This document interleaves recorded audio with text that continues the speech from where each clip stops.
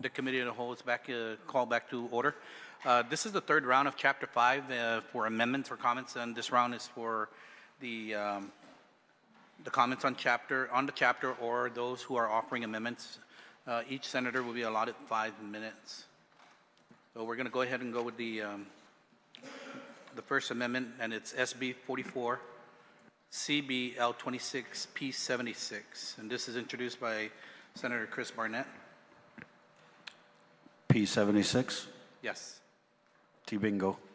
Mr. Chair, this time I'm going to withdraw this amendment. I know that I was anticipating that it would be ruled out of order. Okay. Okay. And I'd like to, if I could, move instead SB 44, CBL25, P76.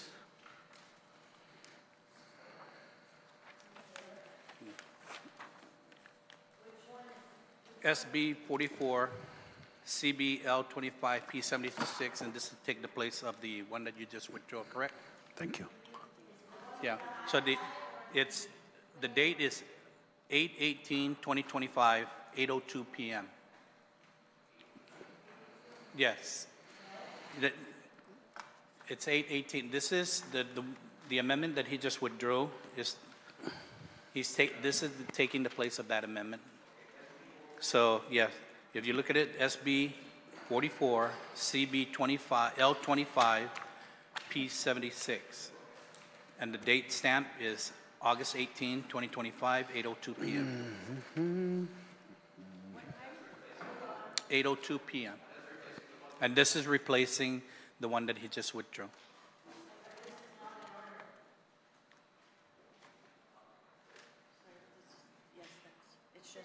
Yeah, it's just that one. It's probably down towards halfway your stack. Okay. CBL 25 P76. The time stamp is August 18, 2025, 8:02 p.m.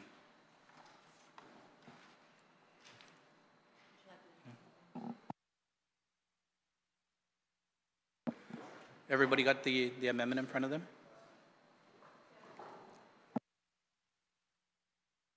Okay.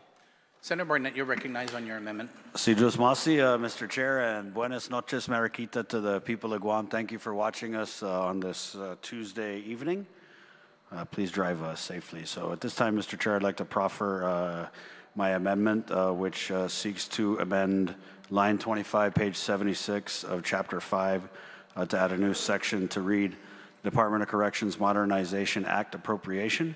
Notwithstanding any other provision of law, the sum of $5 million is appropriated from the net projected unobligated fiscal year 2026 general fund revenue balance and shall be expended for the costs associated with the financing, design, construction, maintenance, and related expenses of the new Department of Corrections facility as established by Public Law 36-57, the Department of Corrections Modernization Act of 2021, Mr. Chair.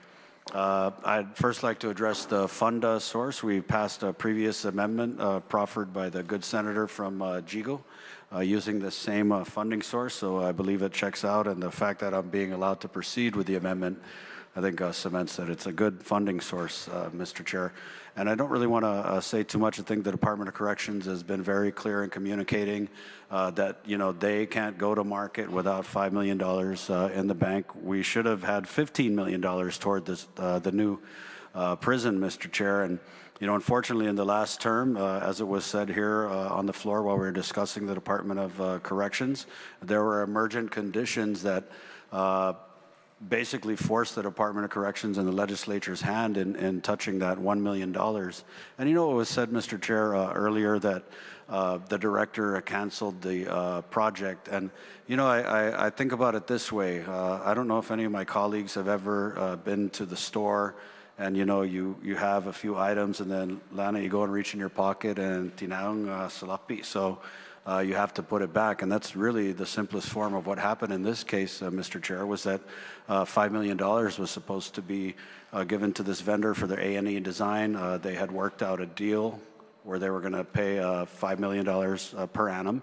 And unfortunately, because they didn't have the $5 million, they only had the $4 million, of course, they had to cancel the project. But the Department of Corrections, the administration has been very clear in how critical and integral this funding is in moving forward towards the new prison. As we speak, Mr. Chair, as we speak at this moment, there are hardworking men and women in the Department of Corrections family who are watching to an officer anywhere from 80 to 100 inmates and detainees.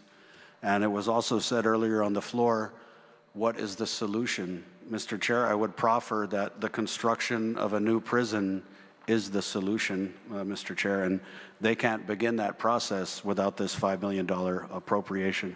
I also kind of want to address the issue of the $4 million that was discussed earlier. And so the balance of that original $5 million appropriation is $4 million.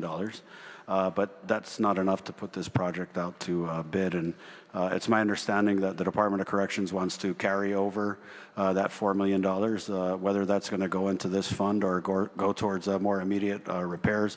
I'm not so sure of, Mr. Chair, but the thing I am sure of is that when we talk about policy that this body, Legislature and Guåhan, has set relative to the Department of Corrections, Mr. Chair, this is the policy. The policy is to build a new prison, Mr. Chair, and we can sit here and point fingers about, why money wasn't appropriated, but the buck literally stops and starts here at the legislature, Mr. Chair. And so I would just humbly ask the support of my colleagues to meet this great need from the Department of Corrections and to really course correct and get back on track in building the new prison, Mr. Chair. I didn't necessarily agree with the touching of the $1 million to make these emergent repairs, but they're going, that million is going to some really good upgrades at the prison. So again, Mr. Chair, I just, in the simplest form, we need this money to go to market to construct a new prison, and I think it behooves the body to approve this amendment so that we can move in that direction. And Biba DOC. Sidos Masi, Mr. Chair. Thank you, Point of Senator. inquiry. Point of inquiry to Chair, the. point of inquiry. Yeah. You cited Public Law 3657, correct, in your amendment. Can you explain where the first $5 million, what was the funding source for that? I think, I don't mind, yes, I don't mind. So that first $5 million, it looks like it's in the same situation as that $25 million that was supposed to be, or was it $35 million that was supposed to be set aside for the construction of the new hospital, Mr. Chair. I thought it was interesting, the events of yesterday, as the debate was very heated about whether or not that $35 million even existed, right? And it was hot. And the fact remains, and I think Speaker Blas had also said earlier today, what happened to the missing $35 million? So that initial $5 million appropriation wasn't made for the same reason the $35 million one wasn't made. And so we only in the last fiscal year appropriated $5 million towards this. And as I've explained, that $5 million was sitting there, and we took $1 million out of it. And so they had to cancel the bid. And I think that it's very urgent for this body to approve this amendment so that we can get our foot in the door towards building the new prison, Mr. Chair. Thank you, Senator Barnett. Senator Montananya, to answer your question. Yeah, I just wanted to, because I was reading the governor's EBR, and it does mention the $5 million and how it was supposed to come from the same source of funding. First payment in FY2022 will come from the federal reimbursement of the Earned Income Tax Credit, with the following year's payments to come from the general fund. And yeah, this law was signed by her. Oh, yep, thank you. Thank you, Senator Montanani. On the Barnett Amendment, Ranking Member Muñoz Barnes, you're recognized.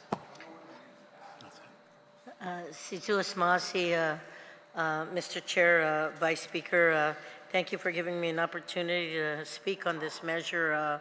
At first, I was going to ask, how does that relate to the previous amendment that we did here by the good senator from Jonia about the first $20 million of this unobligated fiscal year 2026 general fund revenue balance would be? How would that work?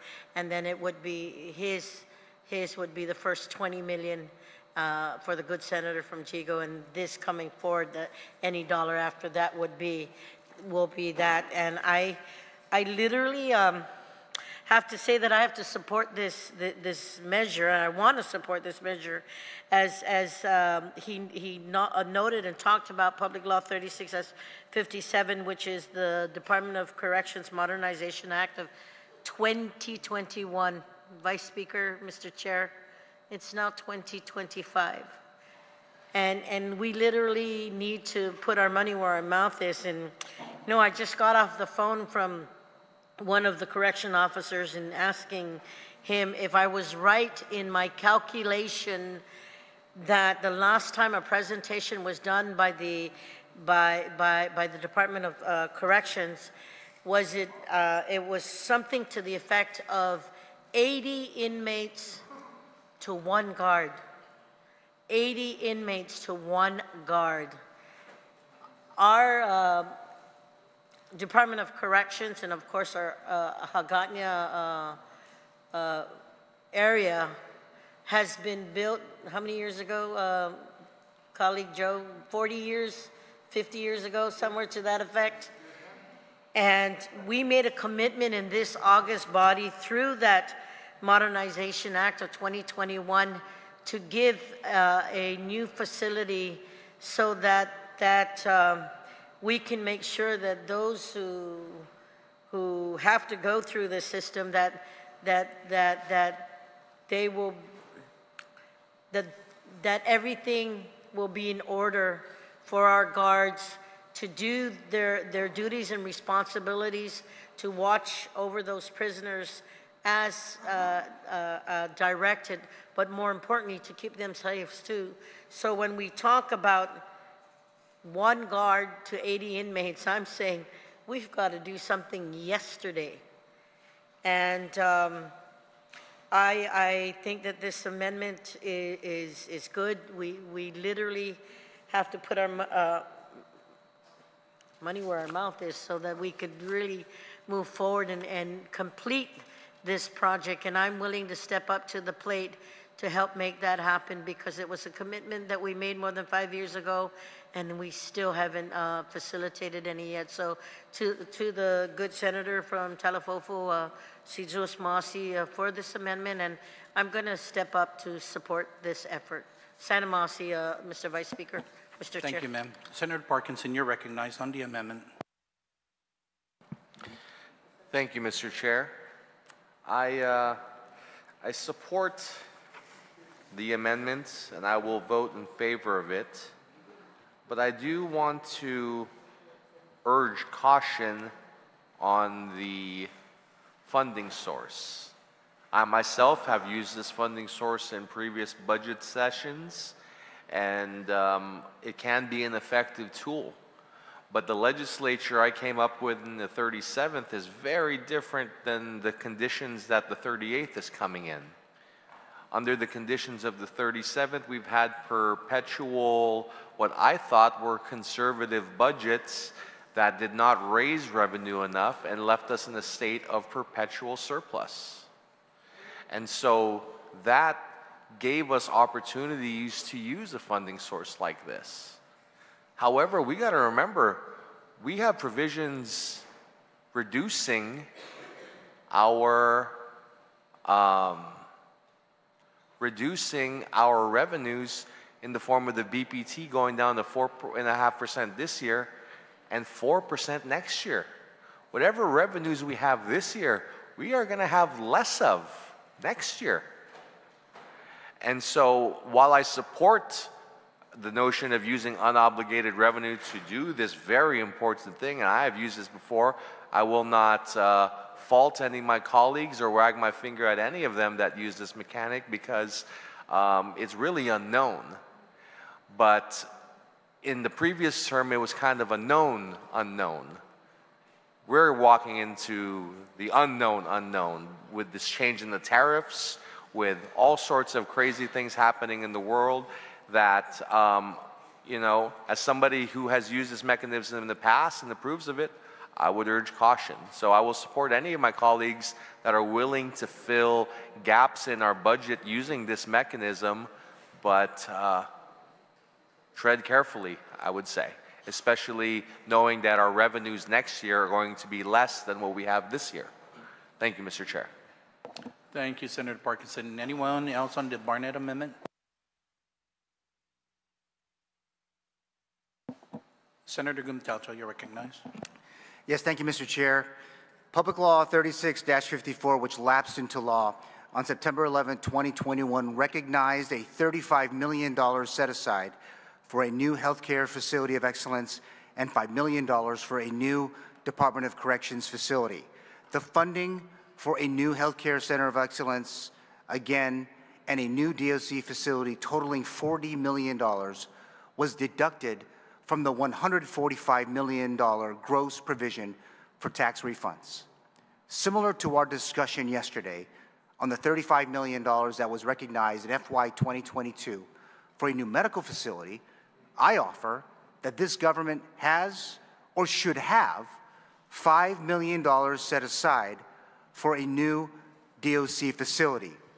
Together with the $5 million general fund appropriation in fiscal year 2025, taxpayers have already put forward at least $10 million to date for a new DOC prison, which was reduced to $9 million after the leadership and vote of the 37th Guam Legislature and the governor allowed DOC through Public Law 37-144 to access up to $1 million for the renovation, maintenance, repairs, and the procurement of security system materials, property, vehicles, and equipment for DOC's adult correction facility and the Magaʹhågan detention facility. Mr. Chair, on this critical issue, the 38th Guam Legislature's Committee on Public Safety, Emergency Management, and your Guam National Guard visited DOC's facility in Magaʹhågan on June 24, 2025, and I thank Senator Sabrina Salas-Matanani and her staff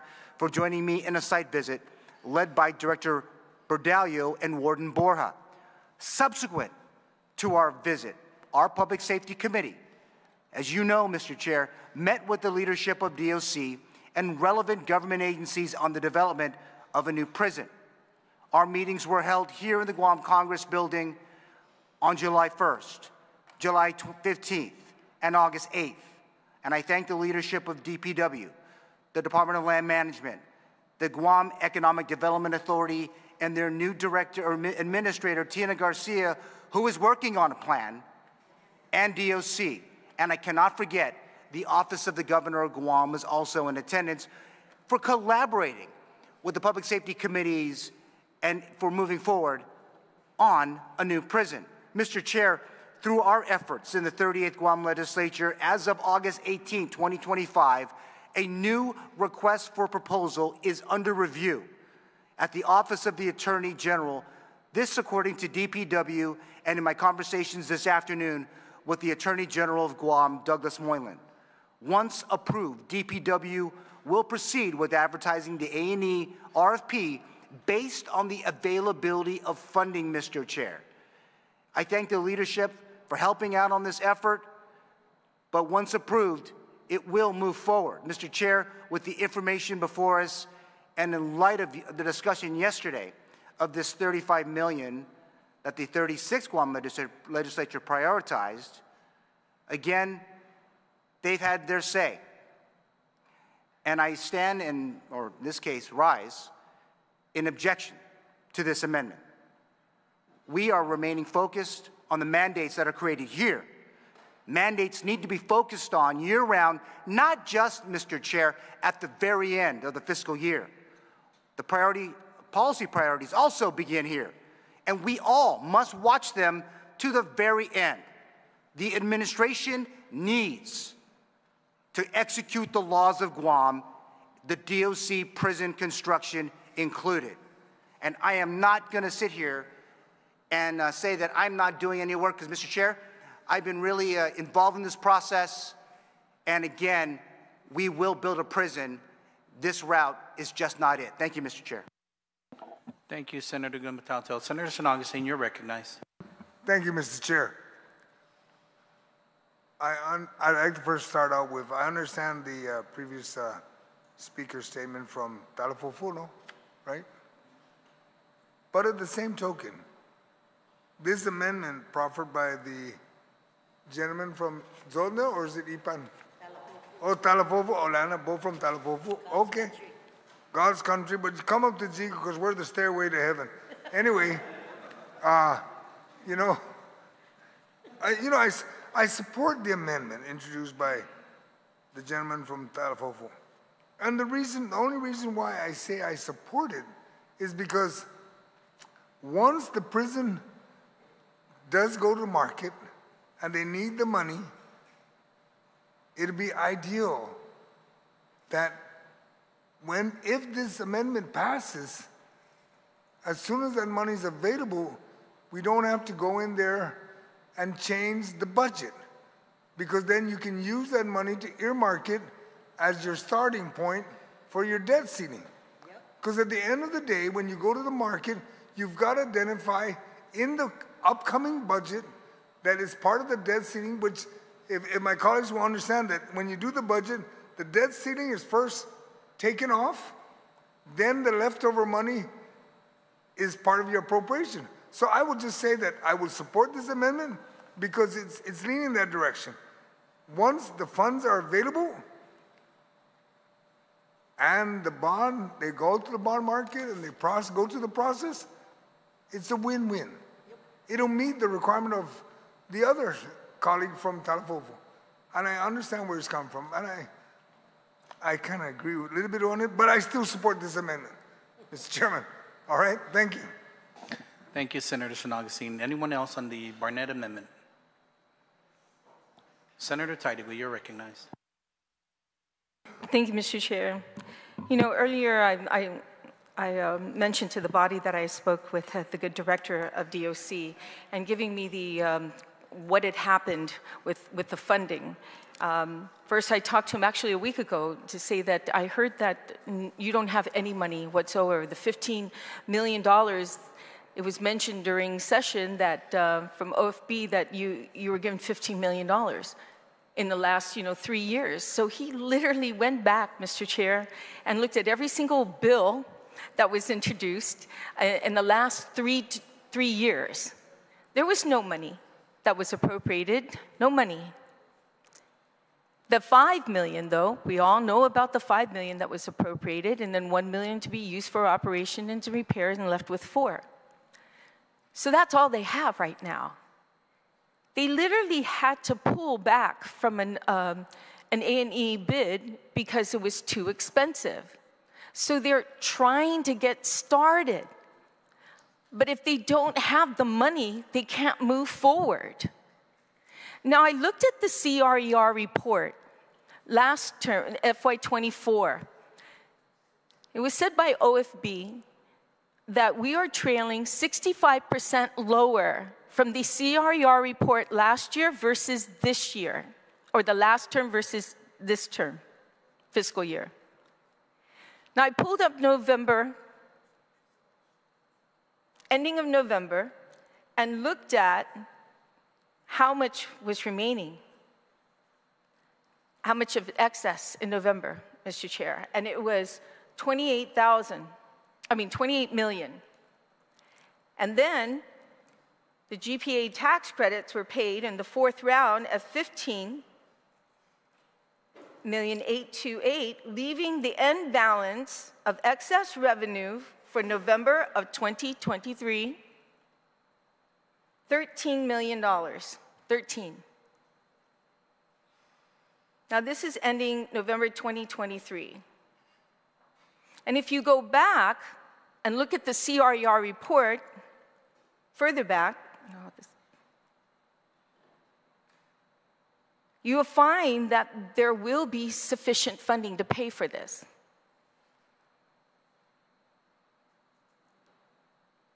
October 21st, 2024, it was given to us for the CRER report, ending, that was September. I have to move forward on that one.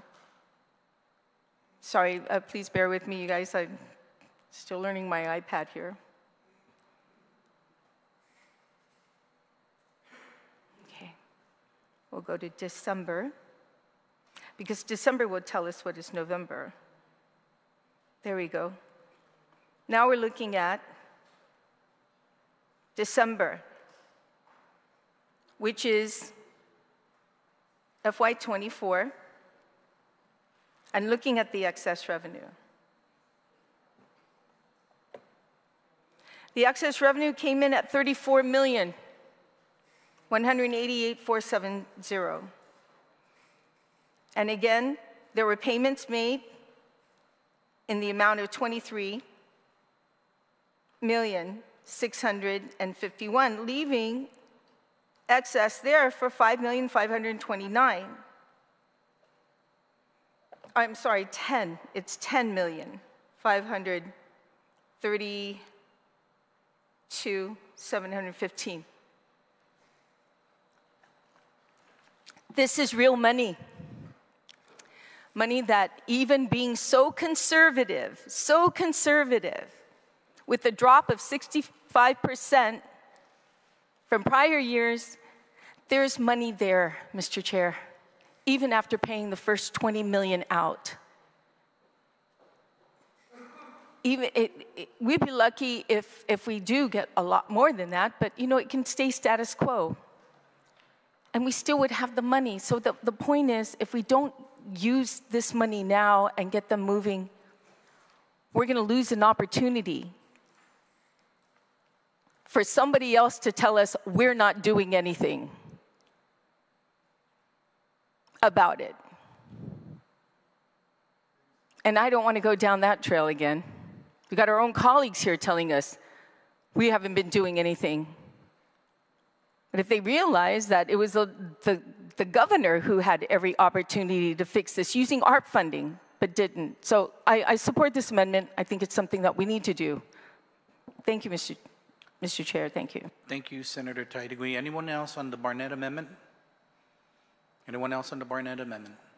There's been an objection. Oh, I'm sorry. Senator Terlahi, you're recognized, ma'am. Thank you. So this amendment is going to use $5 million from anticipated fiscal year 2026 general fund excess revenues. These are anticipated. We have no way really to know right now how much they're going to be because of the cut in the BPT. We might have overprojected what we're really going to receive in BPT. But this bill does not pretend that money from EITC was deposited back in 2022 or 2023. It hopes that the BPT was not overprojected in this whole budget bill, and it hopes that the A&E for the new prison will be within $9 million, the 5 plus the 4 that they received in FY25, or that GITA will find a way to finance the entire project with this $9 million, including A&E going forward, like using the $9 million as a first payment or something. But what I think GITA's going to need from us more than anything is just this commitment that we still want a new prison. That's really, I think, what, if I'm them, I would be nervous about is, are we still committed to that? Is the legislature still going to fund the financing? I mean, the payments after they find financing, or are they not? So I hope that we can just show them that, yes, we're serious. We did it last year. Let's do it again this year. We show that the legislature is committed. We still want to go forward, and we're putting all of our excess revenues that we can find towards this project. And it's a little hopeful, I think. We're going to be hoping that in FY27, if they do find financing in 26, that we're going to be able to make another $5 million payment or something. Because that's when I think things are going to get even tougher than they are today. So I don't see any harm in being optimistic, but I think we have to all hope that this is going to work out, that we're going to receive some FY26 excess revenues, because if not, then we overprojected our BPT, and we're probably going to have more problems than just this prison. We're going to probably have problems on a lot more areas including those that get federal cuts, because we're not able to cover them. So I support this amendment because we made a pledge back then that we're going to move forward on a new prison, and we don't want to wait and see what the appetite is a year from now. We want to continue. We just want to continue on the work that they've done, build on it, and give them this assurance, this $5 million, give them something to work with in getting the A&E or in getting the financing. So I support the amendment. Thank you. Thank you, Senator Chalahi. Anyone else on the Barnett amendment? There's been an objection on the Barnett amendment. All those in, oh, I'm sorry, you can go ahead and close on. Sidus Masia, Mr. Chair, for the opportunity to close on the amendment, which I hope my colleagues will support the passage of.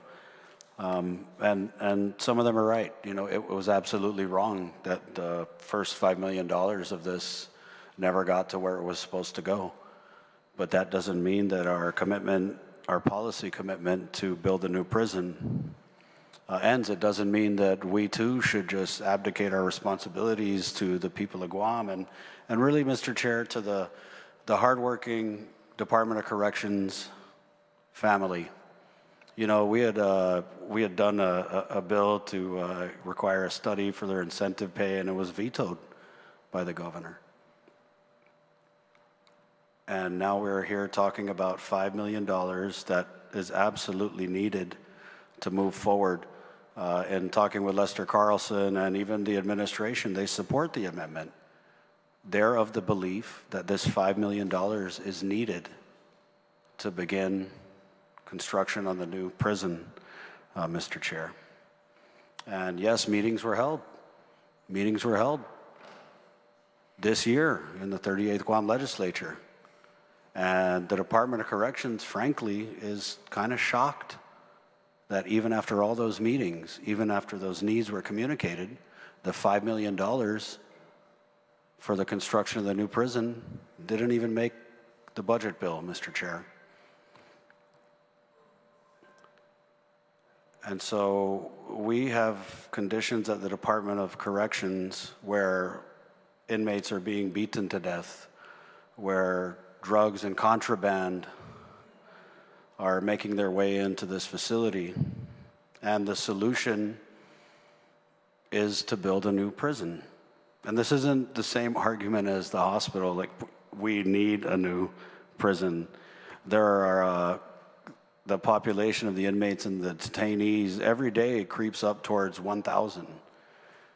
And the only solution for that is to build a prison that's state-of-the-art, a prison that isn't like this facility we have in Magaʹhågan, because this facility in Magaʹhågan, it's old, it's outdated. It's basically like a calenda, you know? You know the calenda, when you strain, it's holes everywhere. Things going in, things going out. And the modernization of the Department of Corrections will create a facility that my dear colleagues who are more on the conservative side fiscally, it's gonna be a facility that's gonna require less staffing, less person power, because it's gonna be a facility that has all of the things that the Department of Corrections doesn't. Security cameras, blocks that have locks, cages, you know, cells that have the locks. They're not going to be in domes. 100 plus inmates and detainees in domes that are open air. It's going to be Loctite. It's going to be a real prison. And the only way we get there is by spending money, Mr. Chair, by putting this $5 million appropriation where it needs to go. The director of the prison says it's needed. The governor says it's needed. The Department of Corrections family who's watching tonight, they face great risks, Mr. Chair. And I know this debate on this bill, on the issues, on the themes, on the very different philosophies that we have from the Republican Party to the Democrat side, it's been hot. It's been hot. But I hope then we can look at the issue and not who's trying to push it or whose amendment it is, because at the end of the day, this is not a Republican or a Democrat issue, Mr. Chair. There's plenty of blame to go around on both sides. This is not a partisan issue. This is an issue that we have to address. We really don't have any other choice. We can put this $5 million in this bill with the passage of this amendment, and we can move forward from there. Por favor. So again, I humbly ask my colleagues for their support of this amendment, Mr. Chair. Si Dios masi. Thank you, Senator Barnett. On the Barnett amendment, there has been an objection. All those in favor? Roll call. Roll call. There's a roll call. Clerk, take roll.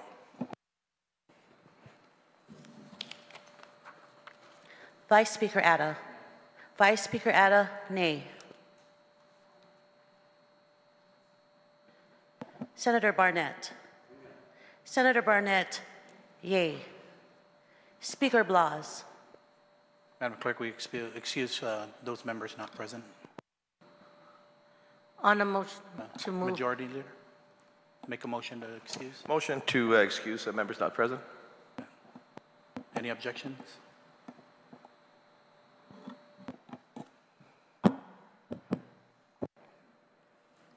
Speaker Blas excused. Senator Borja. Senator Borja, nay. Senator Calvo. Senator Calvo, yay. Senator Dueñas. Senator Dueñas excused. Senator Gumatautau. Senator Gumatautau, nay. Senator Lujan. Senator Lujan, nay. Senator Muñoz Barnes. Senator Muñoz Barnes, yay. Senator Parkinson. Senator Parkinson, yay. Senator Perez. Senator Perez, yay. Senator Salas Mazzanani. Senator Salas Mazzanani, nay. Senator San Augustine. Senator San Augustine, yay. Senator Taitagui. Senator Taitagui, yay. Senator Terlahi. Senator Terlahi, yay.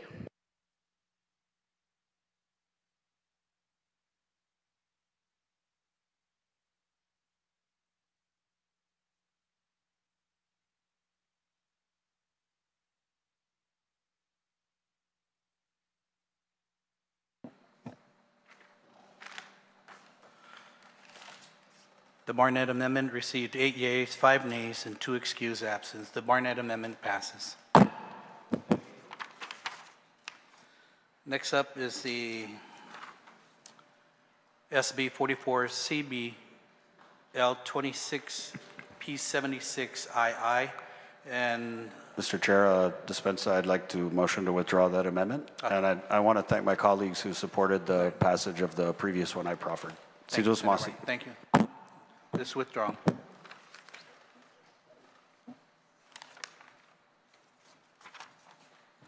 Next is the SB 44 SSM L2 P58. Thank you, Mr. Chair. Pardon?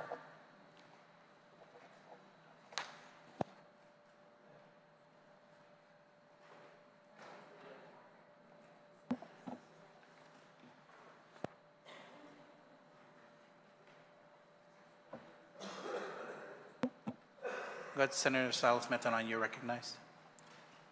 Okay. This amendment is to amend Chapter 5 to read D, line 2, page 58, Guam Office of Veterans Affairs, appropriation. The sum of it crosses out $1,246,443 to $2,362,000 is appropriated from the general fund of the Guam Office of Veterans Affairs for its operations for fiscal year 2026. Notwithstanding any other provision of law, in Magaʹhågan, Guåhan is authorized to use her transfer authority to ensure there is no shortfall. So what it essentially does is it appropriates $1 million more to GOVA.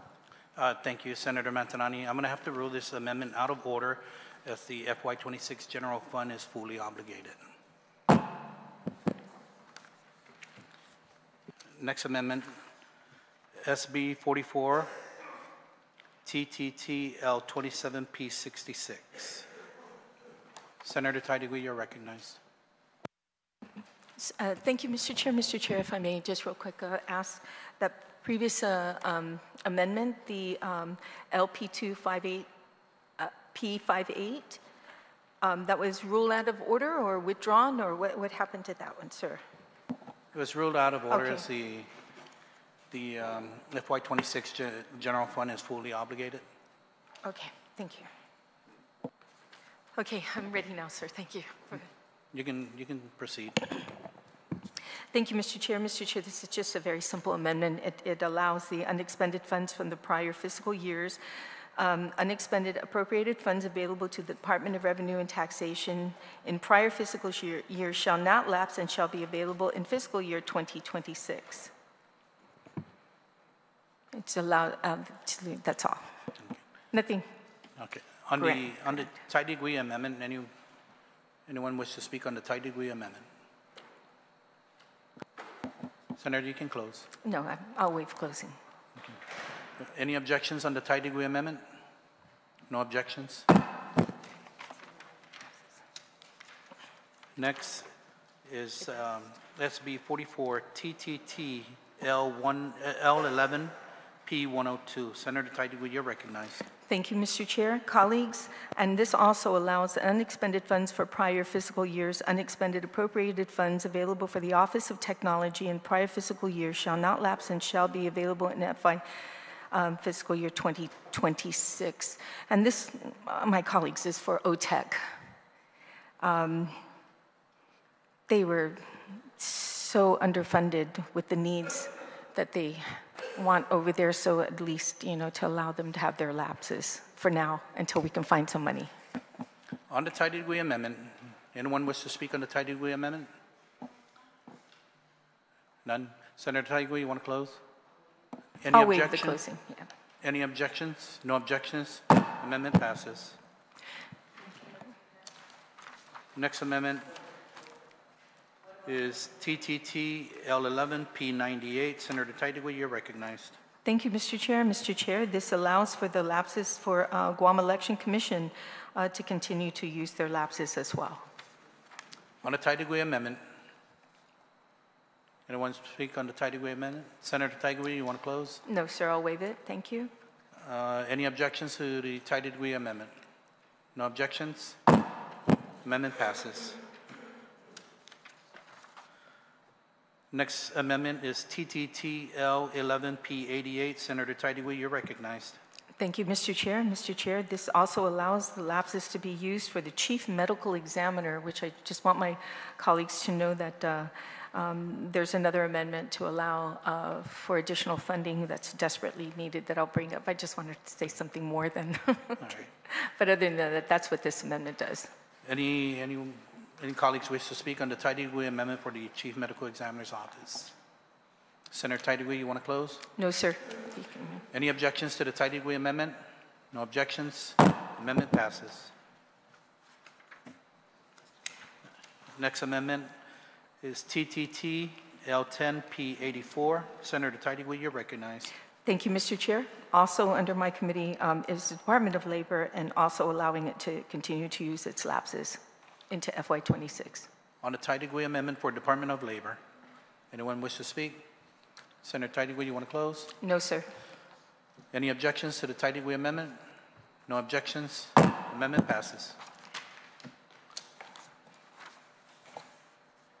Next amendment is TMB L7-8P95. Ranking Member Tina Munoz-Barnes, you're recognized. Mr. Chair. Vice Speaker, this next amendment is on page 95, lines 7 to 8, and it's to add a new section, a new to BB of Chapter 5 of the bill to read to appropriation, notwithstanding any other provision of law. The sum of $970,000 is appropriated from the net projected unobligated fiscal year 2025 general fund revenue balance to the Guam Educational Telecommunications Corporation GETC PBS Guam, and to allow legal and clerks to make the technical corrections if necessary. And I promise I'll keep this brief, Vice Speaker. We were told by the Guam State Clearinghouse, the PBS Guam is one of our local agencies who will feel the impacts of the cuts to the federal grants the most. My amendment will increase this agency's budget to $970,000 from excess fiscal year 25 revenue to make up for their loss of the money that normally comes from the federal government. Because I hope we can all agree that PBS Guam provides tremendous value to our community and supports Guam students, artists, and creative professionals with their platform for local content. And I ask my colleagues to support this effort. As I noted earlier, this is 60 years this agency has been around, if not and then some, and always providing education to our students, to our residents, especially those who cannot afford other means of television stream. It's an educational channel. It's been here forever, and I ask my colleagues to please support the efforts of this amendment. Anyone on the Munoz-Barnes amendment? No Senator objection. Munoz-Barnes, Senator Munoz-Barnes, you want to close? No.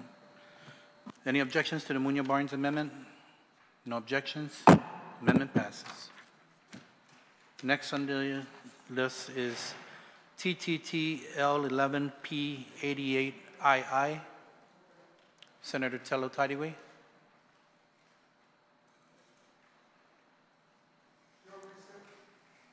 As for recess, she's confirming with all the folks. 1 minute recess. Thank you.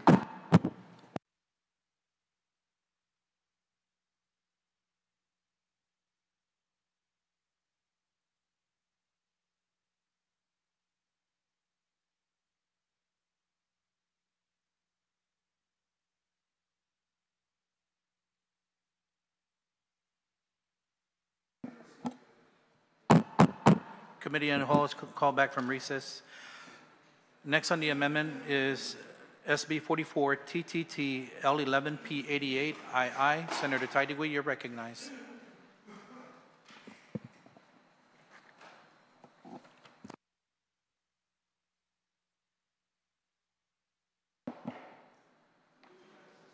TTT L11P88II. Thank you, Mr. Chair. You're welcome. And thank you for waiting for me, taking that short recess.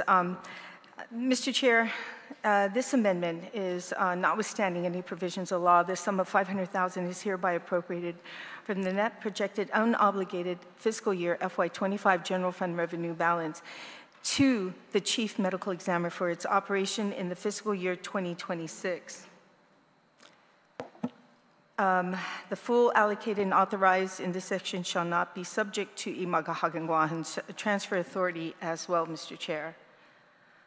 So as we spoke earlier that this anticipated amendment was to help the Chief Medical Examiner. As you know, there was several of us that met with the Chief Medical Examiner having some issues with the broken down storage of their chiller, as well as the need for, especially for additional employees to assist with him. Right now, it's only himself and one other girl who's very petite and trying to carry these bodies. It's like very, very difficult for them. So, Mr. Chair, I asked my colleagues that he's in desperate need of this, and I don't know how many chief medical examiners we've been through so far and having to deal with getting someone to come out here to actually take care of our people here. It's been very difficult. And I'm afraid, Mr. Chair, that in the conditions that he's working in right now and with the lack of help or the lack of funds to provide dignity to those of our families who've passed away, our people who've passed away, not just families, but you know, our loved ones, our community that need dignity when passing away. And that's not what's happening at the Chief Medical Examiner right now, sir. And I think you know that because you were in that meeting and you heard some of the terrible things that were happening. So I ask my colleagues, please, let's not lose this Chief Medical Examiner and have to deal with like months and months to be able to bury our loved ones when they pass. So thank you, Mr. Chair. On the Taitagui amendment, any of my colleagues wish to speak? Senator Barnett, you're recognized, sir. Mr. Chair, for the opportunity to speak in strong support of this amendment. You know, the islands and our government's struggles in keeping a good, well, any really medical examiner has been, you know, you read the news, it's been challenging. And so this funding will go towards obvious needs of this office, as well as the hiring of the medical legal death investigators. I know the good senator from Tamuning is probably talking about Guåhan over at the ME. She does work very, very hard, and I believe that she's, if not already, obtaining her certification to become a certified medical legal death investigator, Mr. Chair. And so what this position does, which we just recently created with the passage of the last fiscal year budget, is these medical legal death investigators act on behalf of a medical examiner when the medical examiner is unable to go out into the field, which actually has been happening a lot in our situation because we've been sharing a medical examiner with different jurisdictions, as well as, you know, we've had troubles in retaining them. And so there are many instances where a medical examiner, him or herself, is not able to respond to these scenes where there's been a death, Mr. Chair. And, you know,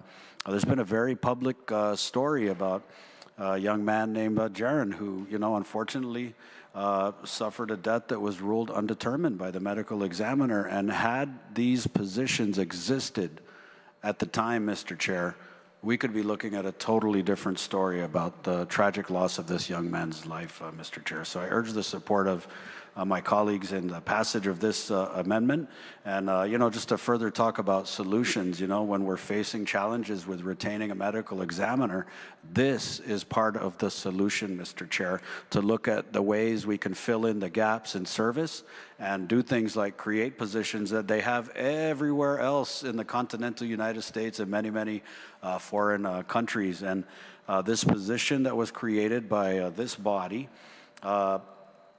and this funding that will support it, this was the suggestion of the former medical examiner, Dr. Jeffrey Nine, who I met with when he first got on the job. And I told him, I said, Dr. Nine, what's the single most important thing outside of funding your office, you know, meaningfully and fully?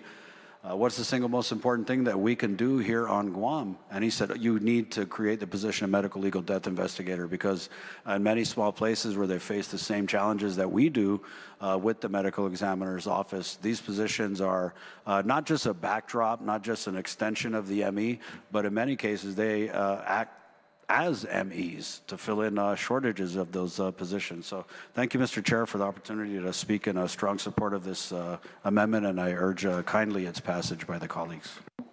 Thank you, Senator Barnett. Any other colleague wish to speak on the Taitagui amendment? There being none, Senator Taitagui, Senator Trelawney, I'm sorry. Now you're recognized.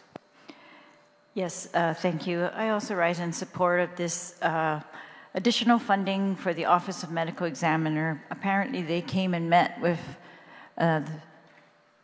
some of the senators and really laid the case that things were so dire in that office at this time that they were risking really shutting down the whole thing because they could not operate it, as the previous speakers said, with dignity to those who had passed or to do proper investigations. And so this money that the Senator Taitagui is appropriating is going to help them, they said. And so it's very targeted, and they pledged, I guess, that this is enough. It's going to help them to address the situation and to resolve it. So I do hope that they are able to do that right away. And I thank the author for this amendment and for working with the chief medical examiner. I remember we've been through a lot, Guam and the other islands, with chief medical examiners having a very, very difficult duty replacing the one that we had for many decades. And since then, we've had a very hard time to recruit and retain these medical examiners. So I think if we can do this to help him to stay and to have working conditions that are appropriate and to do good work, I think that it's very much a good investment. Situs Masi. Thank you, Senator Chalahi. Anyone else on the amendment? Senator Matanani, you're recognized. I also rise in support, full support of this amendment. I was actually at that meeting as well, along with you, Vice Speaker. The AG also was present at that meeting.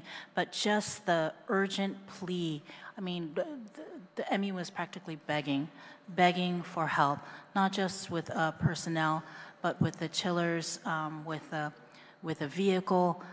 So just even his description of what he has to go through and his one employee every single day. So I absolutely support this amendment. Thank you.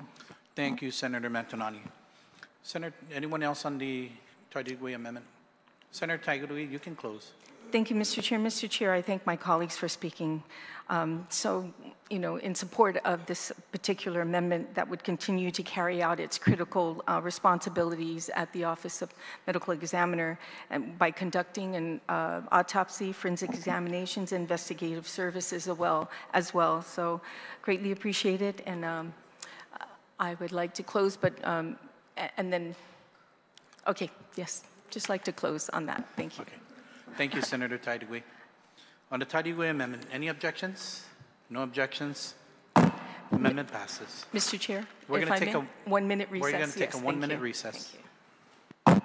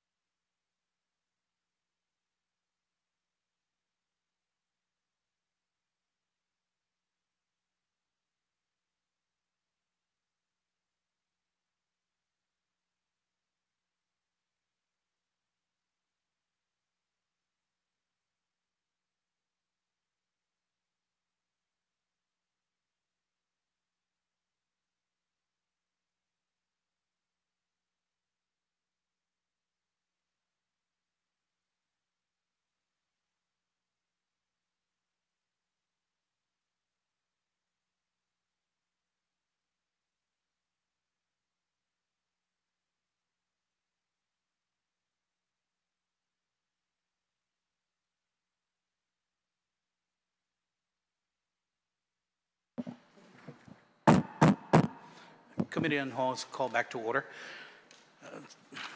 Next amendment up is SB 44 TTTL 27P66II.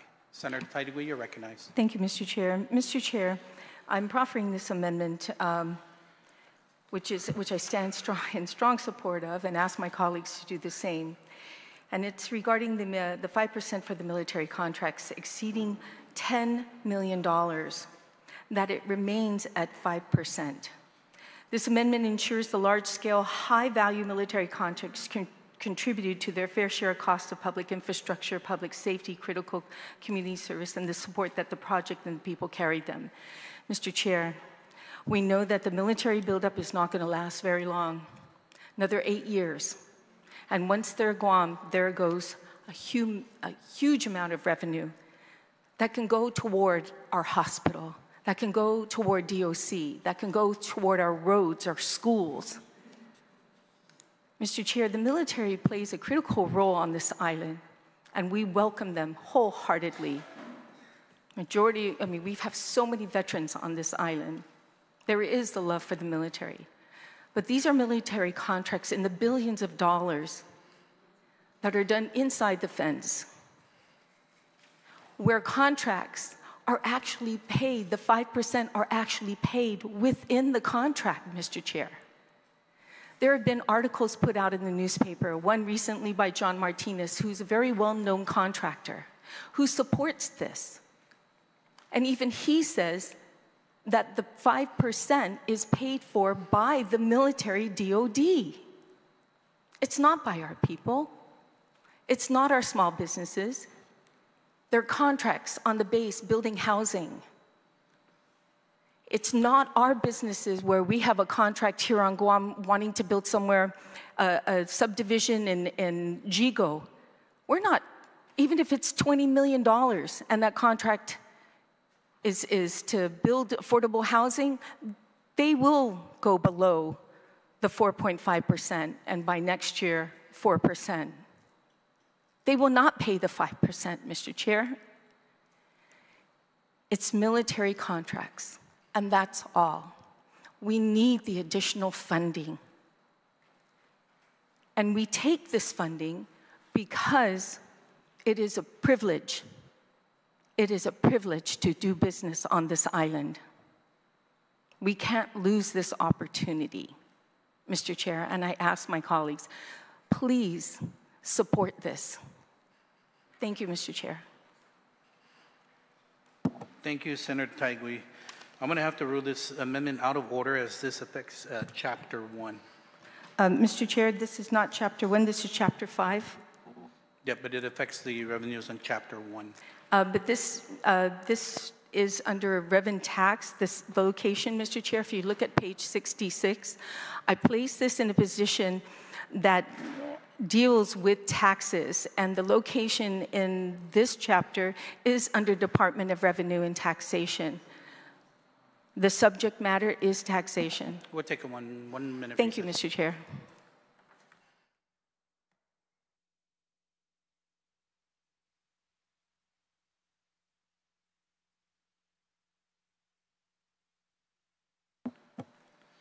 Well, Senator Taitigui, we're called back to order. I did rule the amendment out of order, so if you would like to overrule the chair, then yes, I'll give you that option to overrule the chair. With all due respect, yes, Mr. Chair, I'd like to, and I should have mentioned that from the very beginning, that this section is under Department of Revenue and Taxation, which has to deal with that. So at this time, Mr. Chair, if you give me 1 minute, please. 1 minute recess.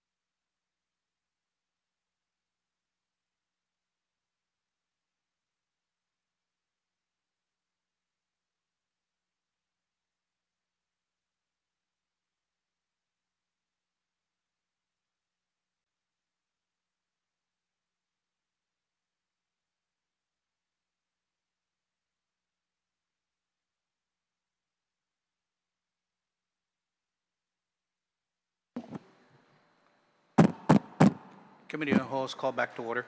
Once again, Senator Taidugui, I did make a ruling that this amendment is out of order, as you were mentioning that it went to Chapter 5, and we closed out Chapter 5 2 chapters ago. So, I'm sorry, Chapter 1.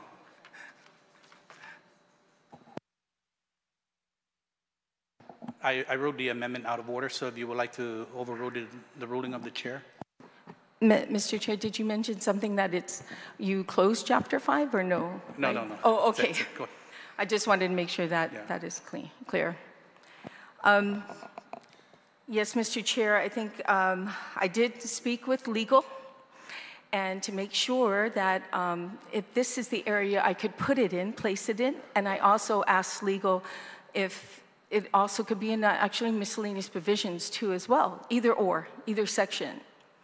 So I thought this might be more conducive as we deliberate the budget bill moving forward, and hoping that if this amendment goes through, there might be some light, a little light at the end of the table, at the end of the road to provide more funding in other areas with an increase. So I ask that the body support my override, I'm not override, but my overruling of the chair. That and again, Mr. Chair, can you please state again for the record why this is not in the proper place? Ruling it out of order as it affects Chapter 1. It does. Can I get a timeout, because it does not, and ask legal at this point, because it does not affect Chapter 1, Mr. Chair, at all. This is not an appropriation. Okay, I already made a ruling. If you would like to continue, then we'll go ahead and make a motion to overrule the chair, and then we'll continue.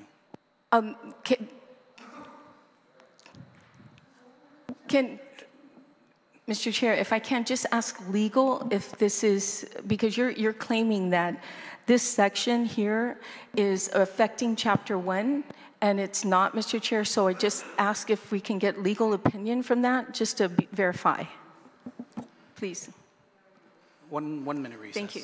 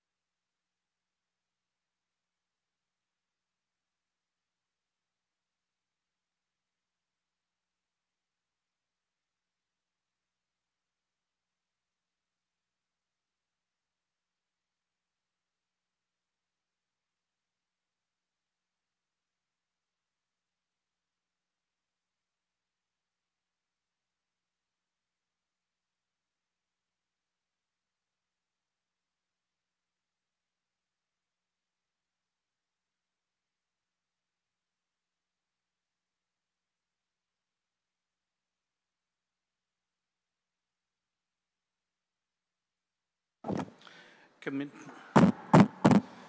on the Whole is called back to order. Senator Tidy, you're recognized. Thank you, Mr. Chair. Mr. Chair, I make a motion to overrule the decision that you've made, as I sought legal opinion, and legal opinion said that this would also be appropriate, as well as, Mr. Chair, your comments that it should be in another chapter, preferably miscellaneous provisions, that it can also go under there too. But at this time, I really feel my heart should be, it should go under revenue and taxation. So I'd respectfully like to make a motion to overrule. There's a motion to overrule the actions of the chair. All those in favor of overruling the chair signify by raising your hand. Motion fails. Thank you, Mr. Chair. Thank you. Next on the list is SB 44J SSA L11P88. Senator Sinagasing, you're recognized, sir. Mr. Chairman, this amendment has already been heard, and if I can I exchange it for the other amendment I have that deals with the Department of Correction? It's on P76, L26 P76. If I can, if not, I'll wait for it. I have no problem. But if it can be moved up. Senator Sinagasing, we'll go ahead and we'll just keep it in order, and that way, where there's no. No problem. Okay. Thank so you. if you want to. I'm just going to withdraw it and not hear this amendment. Thank you, Senator Sinagasing. So the JSSA L11P88 is withdrawn.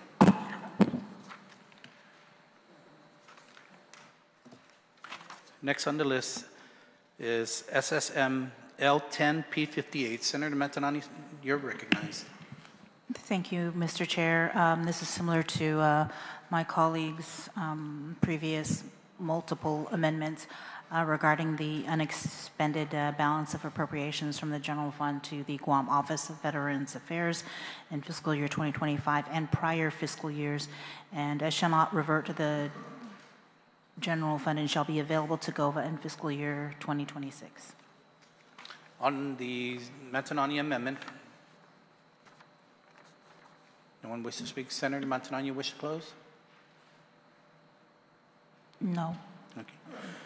Any objections? No objections? So ordered. I withdraw this. You withdraw? Yeah. Thank you, Senator. So SB 44 TMT P58 has been withdrawn.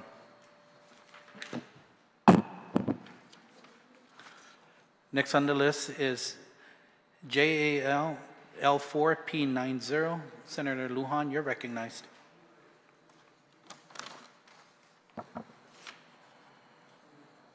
Thank you very much, Mr. Chairman.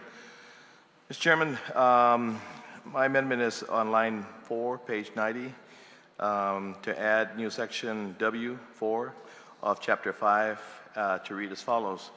The sum of $1,450,000 from fiscal year 2025 CRER, lapsed funds for FY2025 shall be authorized to be expended by the Guam Customs and Quarantine agencies for the following expenses. One, $1,300,000 to fund Phase 3 of the Guam Customs and Quarantine Modernization Automation Project, and two, $150,000 to fund the maintenance for the Guam Customs and Quarantine agency's K-9 units, including veterinary services, food, and other related expenses. Mr. Chairman, actually there's a technical correction here on line 2 where it says CRER and lapse.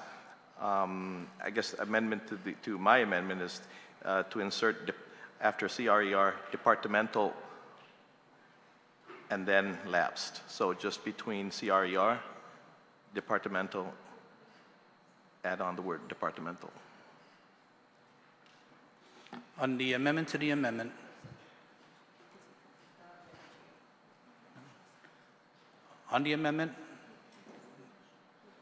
Senator Guåhan, you want to close? Yes. Thank you, Mr. Chairman. Actually, Mr. Chairman, you know... Excuse me. I'm sorry. Senator Terlahi? Yeah, I'm on the main amendment now. The amendment to the amendment passed, and so we're on the main amendment.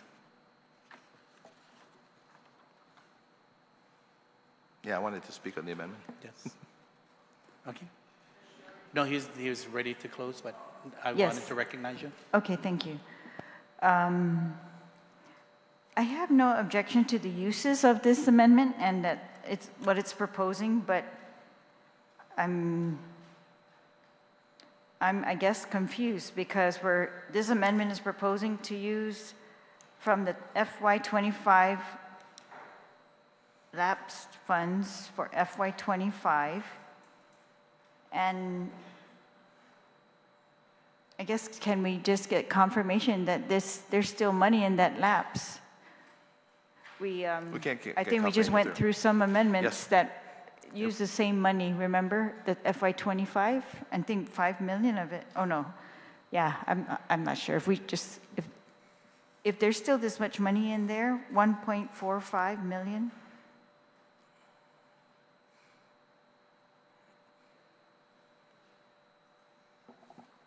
I think the FY25 balance was 3.9. Because we had 3.9 and then we gave We passed the 500 and then 970,000? Right. We can. So do you know the, Yeah. We can get. all right, thank you. We'll take a 1-minute recess.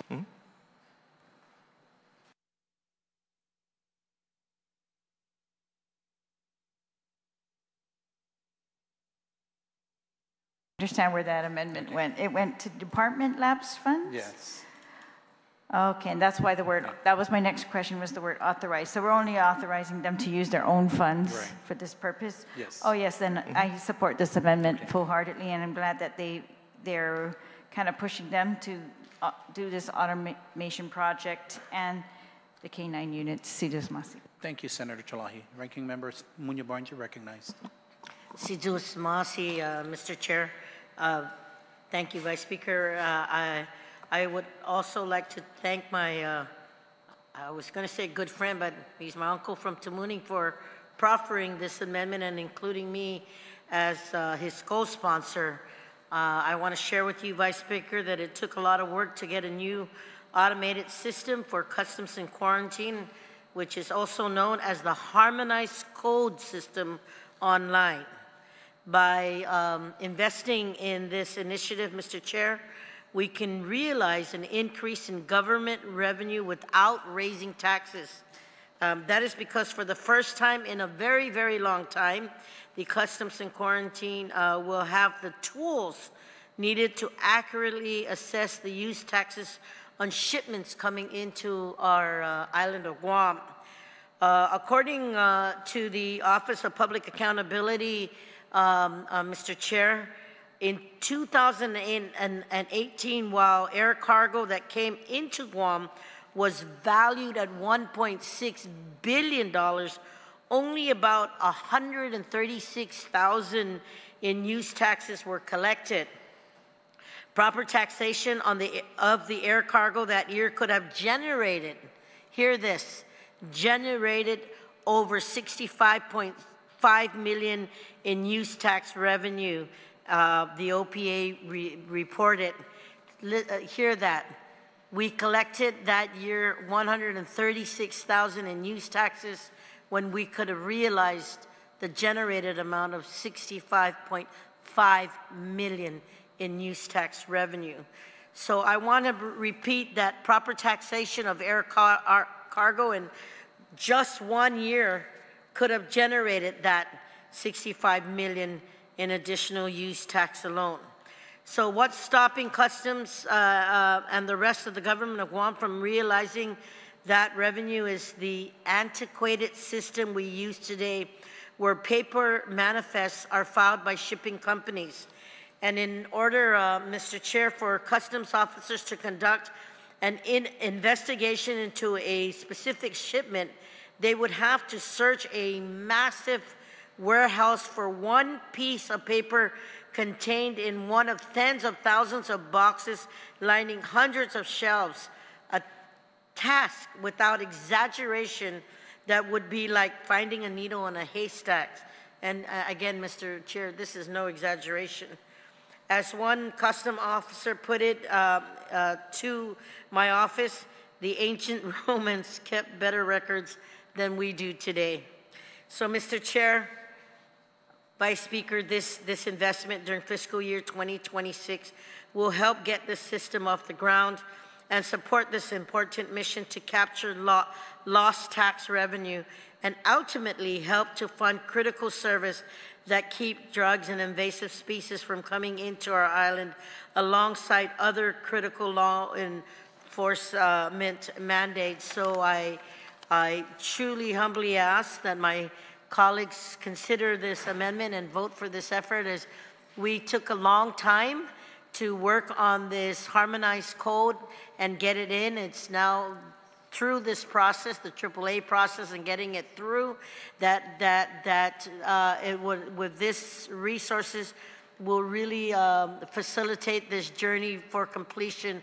I want to say, Mr. Chair, that in this region, in this specific region, Guam is the only place that has not implemented this harmonized code yet. And I'm really hoping with that we can probably, with this implementation, we can definitely get the updated accountability of all the commodities that come in, anything and everything that comes into our island, like all the other Pacific Island nations have right now. So thank you to to my good colleague, Uncle from Tamuning, for letting me co-sponsor this amendment with him, but more importantly, working closely with Customs and Quarantine and the team there to have this system, this harmonized code system, come into full effect and implementation. And this is what's really needed. Thank you, Ranking Member Munyan Barnes. Anyone else on the amendment? Senator Lujan, you'd like to close? Thank you very much, Mr. Chairman. Mr. Chairman, I'd like to reiterate a couple of things, of course, that was said by the previous speaker. You know, the Office of Public Accountability, of course, had laid out the problem in stark terms. As mentioned, 2018 alone, more than 1.6 billion worth of, and this is air cargo only, air cargo came into Guam. Air cargo only makes up, Mr. Chairman, 0.79% of the cargo that comes in here. So 65 million leakage you know, is only 0.79%, okay? So you add that up into the 7 years, that's $455 million. That's just on air cargo alone. So imagine the leakage that we have, you know, in the port. That audit report hasn't come out. But that being said, again, as was mentioned, from the 65 million that was lost, 1.6 billion worth of cargo. And you know what? How much we collected on that, Mr. Chairman? $136,000 is the only thing that we collected. That's not even 1%. That's 0.2% of what we should have received. Okay. That headline alone, of course, itself, Guam loses 65 million in 1 year at the airport. This is not acceptable. These are the funds that should go to, of course, our schools, our healthcare system, public safety agencies. Instead, they leaked away because of outdated manual systems. The OPA audit was clear. Customs and DRT are working in silos. Thousands of use tax forms sit unprocessed. Airway bills are misrecorded or logged late. The receivables are inconsistent across agencies. In fact, more than 16,700 tax forms from 2017 and 2018 are still sitting in backlog. When OPA looked at it, the OPA report is number 20-01. Colleagues, this amendment is about fixing exactly that. We are dedicating $1.3 million to Phase 3 of Customs Modernization and Automation Project, a system that OPA itself recommended to close the gaps, integrate our database, and finally collect the revenue the people of Guam are owed. And not only it's not only about money, but the amendment also provides $150,000 for our K-9 units You don't have to look far to see on a daily basis the toll that drug takes on our community, whether it's the corner store on the front page of the paper. These dogs are the front line protecting our families, and we owe them the resources to stay healthy and ready. This amendment stands on the shoulders of those who push for customs modernization before myself, of course. Credit, of course, goes to Senator Mary Camacho Torres and Speaker Tina Muñoz Barnes at the time.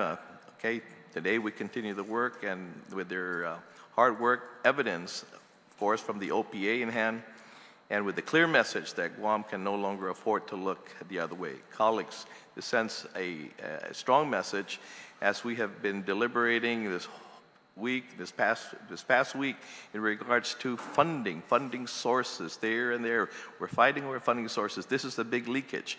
And again, this is the audit report from the OPA. Air cargo, let me reiterate, air cargo. And air cargo only makes up 0.79% of the cargo that comes into Guam. And 65 million is leaked from that. Sea cargo makes up 99.21% of the cargo comes in here. So do the math, how much leakage we've had. Just the air cargo alone, Mr. Chairman, to reiterate, in the 7 years, you multiply the 65 million times 7, you have 455 million leakage. With that, again, I ask my colleagues to support this much-needed amendment, and hopefully, I don't know if it may be next budget cycle, but maybe after that, we'll be seeing the fruits of that, and probably everyone's amendments will probably fly. Thank you very much, Mr. Chair. Thank you, Senator Lujan. On the Lujan Muñoz Barnes amendment, any objections? No objections. Amendment passes. Next amendment is SB 44JSSA L26 P76. Senator Sinaga, you're recognized. Thank you, Mr. Chair. My amendment is just, it's very simple. It's a continuing appropriation. The appropriation but unexpended balance for fiscal year 2025 and prior fiscal years for the Department of Corrections shall not lapse and shall continue to be available in fiscal year 2026 for the purpose prescribed in N of Chapter 5. For my colleagues, what does the N refer to? It's just the letter that identifies the agency in the chapter, and shall not be subject to the transfer authority of the Magaʹhågan Guåhan. Thank you, Mr. Chair. On the Sinaga amendment, anyone wants to speak on the amendment? Senator Barnett, you're recognized. Mr. Chair, and definitely rise in support of this amendment. I believe that the Department of Corrections could really use these funds to possibly continue a lot of the very emergent renovations that are going to get them to the construction of the new prison. So I definitely commend the good author from the Stairway to Heaven in Jigo, and I encourage the passage of this amendment, Mr. Chair. Thank you, Senator Barnett. Anyone else on the Sinaga amendment? Senator Sinaga, you want to close?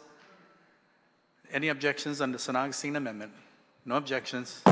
Amendment passes. Next amendment is SB 44 TMT P87. Senator Trelahi, you're recognized, ma'am. Mr. Chair, this amendment is to continue the unexpended funds from prior fiscal years for the Department of Land Management into FY2026, and I ask my colleagues for their support. On the Trelahi amendment, anyone wish to speak on the Trelahi amendment? Senator Trelahi, you want to close? No, thank you. Any objections to the Trelahi amendment? No objections. Amendment passes. Next amendment is TMT P94. Senator Trelahi, you recognize, ma'am. Thank you, Mr. Chair. This amendment is very similar for the Guam Fire Department to allow them to expend unexpended appropriated funds in prior fiscal years, shall not lapse and shall be available in fiscal year 2026. On the Trelahi amendment? Any objections? No objections. Amendment passes. On the Trelahi amendment, TMT P96, Senator Trelahi, you're recognized, ma'am. Thank you, Mr. Chair. This is my final amendment on this chapter. This is to allow the unexpended appropriated funds available to the Chamorro Land Trust Commission in the prior fiscal year shall not lapse and shall be available in fiscal year 2026. Any objections? No objections, amendment passes. Thank you, colleagues. Colleagues said we have exhausted all amendments in Chapter 5. I'm going to go ahead and close Chapter 5. Chapter 5 is closed. We're going into Chapter 6, Legislative Branch, if we can call in OFB. We'll take a 1-minute recess.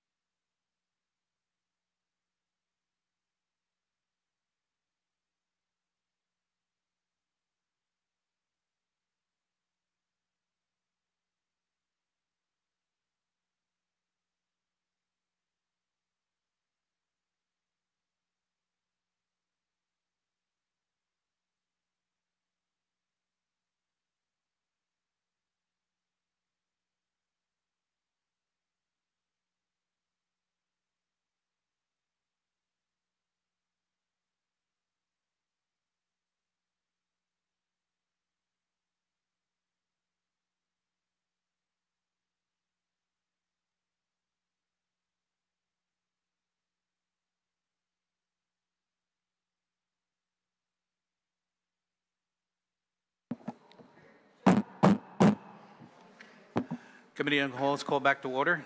Colleagues, we are now in Chapter 6, Legislative Branch. Senator, we promoted you now. OFB Chair Steve Guerrero, please. Thank you, Vice Chair.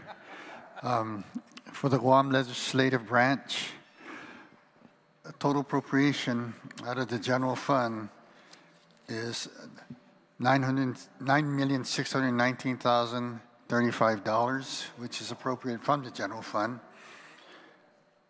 And then you're also going to appropriate $498,740 to the Office of Finance and Budget. The Guam Youth Congress would get an allocated amount from the legislature's $9.6 million of $15,000 for fiscal year 2026. And that is all of the appropriation for the legislative branch. Any questions on the legislative branch? No questions? Chapter 6 is closed. Chapter 7, Legal Services. We are on page 107, colleagues. Mr. Guerrero, you're recognized. Thank you, Vice Chairman. For the Office of the Attorney General, total appropriation out of the general fund is $22,126,390. In addition to that, there would be an appropriation of $87,690 appropriate from the general fund to pay for the Unified Judiciary share of the 25% of the total cost of the annual message switch maintenance national law enforcement telecommunication system as its membership and other associated costs for fiscal year 26. Totaling $350,760. That is the total amount of the contract for all three agencies that are participating in this agreement. And that is all of the appropriations made to the Office of the Attorney General. On the Office of the Attorney General, any questions on round one? No questions on round one. On the Office of the Attorney General, any questions on round two? No questions on round two. So part one is, go ahead. Part two, Public Service Defenders, Public. On the AG, sorry. I'm sorry. The,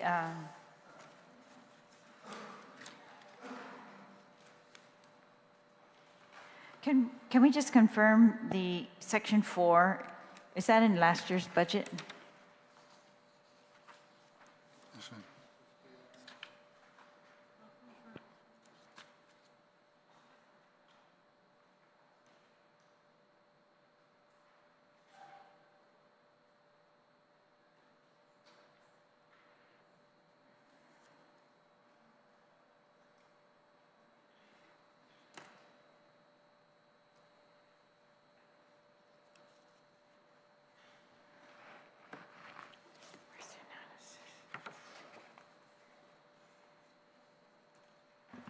Senator, the provision was in last year's budget. All right, thank you very much. You're welcome.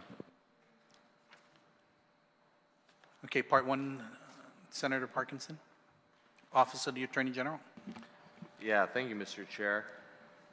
I'd like to ask OFB, what's the difference between last year's appropriation and this year's appropriation to the Attorney General's office? The total amount, Senator, amounts up to $327,860, and the increase represents the amount required for the adjustment in retirement and for increments. Okay, and so how much is that again? $327,860. It's an increase of $327,000. Yes, sir. All right, thank you.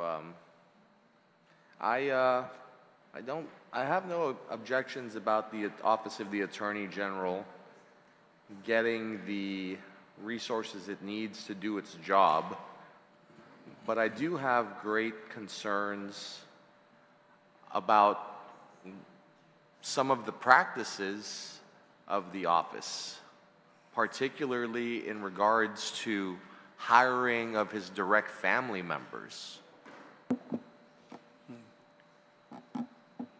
You had something to say, sir? And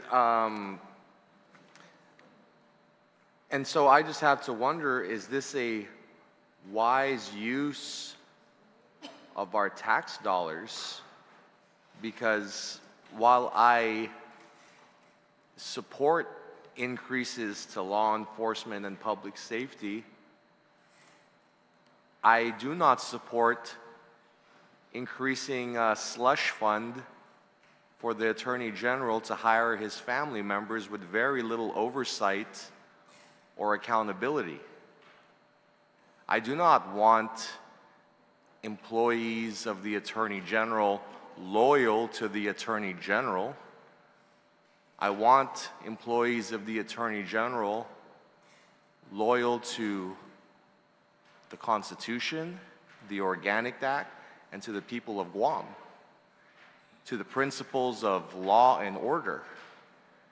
If we are peddling our agencies in the currency of loyalty, we open ourselves up to situations where we could find meth in the Attorney General's office and have questions coming from the community on whether or not any cover-ups are happening. What do we do when family members of elected officials hire their family members and their family members are involved in anything untoward? I take great exception to this idea that we're going to look at the example of JFK appointing his brother to the office of Attorney General as some sort of gotcha that this behavior is acceptable. I'm sorry, it wasn't acceptable then, it's not acceptable now. And also, I'd like to note that some of these attorney generals, ours would like to cite, were in appointed positions. Kennedy's brother was appointed, Pam Bondi was appointed, and I have also thought about and talked about the necessity of splitting the office of the Attorney General so that we have an appointed Attorney General, like he likes to cite with Robert F. Kennedy and Pam Bondi, right under our own executive branch, and separate the office of the Attorney General to that of a public prosecutor, so that way we have two different offices doing two different jobs. One of the big problems he's seen is that even under the old system, when we had an appointed position holding two jobs, one of that of the government lawyer and that as the #1 prosecutor of criminals, it would sometimes come into conflict. And we saw it did not do a good job holding both of those roles. And so we, as a society, decided to switch it to an elected position. Now we have an elected position doing those same two roles and running into the same problems, whether it's appointed or elected. So I would ask this body to consider, with some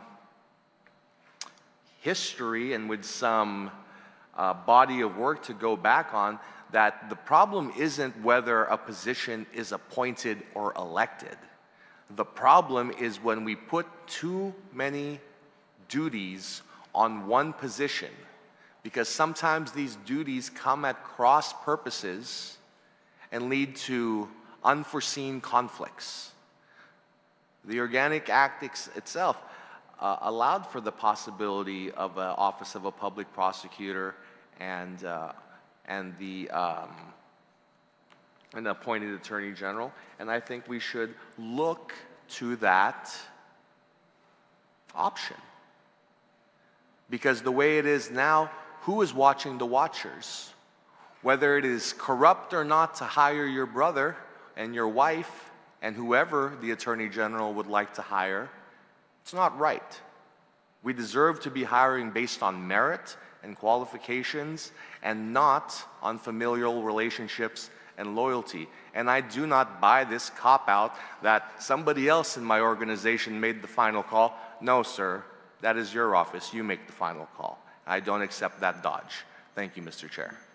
Thank you, Senator Parkinson. Anyone else on round two for the Office of the Attorney General? Senator Tadigui. Thank you, Mr. Chair. Mr. Chair, we are on just discussions at this time right now, right? Yes, we're not doing amendments yet, right? Yeah. Okay. Thank you, Mr. Chair. Just a question. Thank you. Thank you. No other questions are on Part 1, Office of the Attorney General? Okay. Part 2, Public Defender Service Corporation. Mr. Guerrero. Thank you, Chairman. For the Public Defender Service Corporation, the total appropriation out of the general fund is $10,098,308. They will also be getting an appropriation of $164,486 from the general fund for the purpose of providing the private attorney panel for fiscal year 2026. And that is all the appropriations for the Public Service Defender Corporation. Round 1 questions for the Public Defender Service Corporation. Any of my colleagues wish to speak? Senator Tadigui, you're recognized. Thank you, Mr. Chair. Mr. Chair, the Public Service Corporation just celebrated their 90th anniversary. And the law that was introduced by Speaker Blas and myself that actually reorganizes it to be more independent was an important step. And like I said, no one should, to be able to be represented in the court of law should be given to everybody. Everyone should have that right, whether if you can pay for it or not. And I think the Public Defender Service Corporation will continue to provide that service for indigent individuals who need representation. However, I did notice, Mr. Chair, that the PAP, which is the private attorney panel, was appropriated $164,468. Now, this panel is also funded well, is funded currently by law through the Public Service Fund, Client Service Fund, I'm sorry, through the Client Services Fund from the judicial branch, and it continues to be that way. So they have said in the past that they have been short from what has been generated from this fund, and I think, you know, the 164,483 would basically cover that shortfall that they experience yearly. But just to let everyone know that this expense is about $1.5 million a year in cost. But like I said, this funding is done through the Client Services Fund. It pays for it. And I guess this additional funding would also help support it just in the event. So, and congratulations to the Public Service Corporation Fund. I look forward to our speaker appointing the 2 positions that will sit on this board too as well. So other than that, thank you, Mr. Chair, for the opportunity to speak on this. Thank you, Senator Tidegway. Anyone else on the Part 2 of Public Defender Service Corporation? There being none, we're going to go into the amendments now for Chapter 7. Okay. We're going to take a 1-minute recess.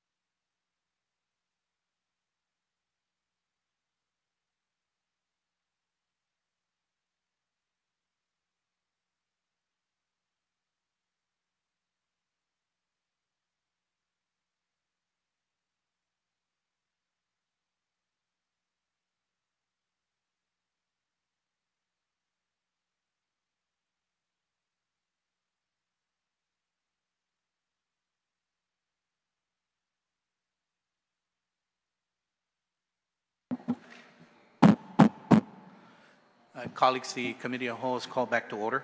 We're on the third round on Chapter 7. This round is for comments or amendments. Each senator will be allotted 5 minutes.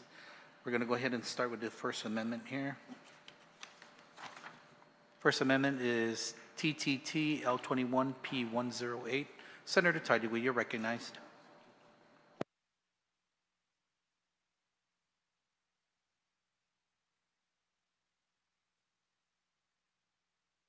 Thank you, Mr. Chair. Mr. Chair, it's just another continuation of authorization, notwithstanding any provisions of law. The allotted unexpended balance for the Office of the Attorney General for the fiscal year of 2025 shall not lapse and shall continue to be available until it's fully expended. Anyone on the Taidigui amendment? Senator Taidigui, you want to close? Any objections? No objections. Amendment passes. If I can have just 1 minute, my amendment's up next again. So yes. If I could just have 1 minute.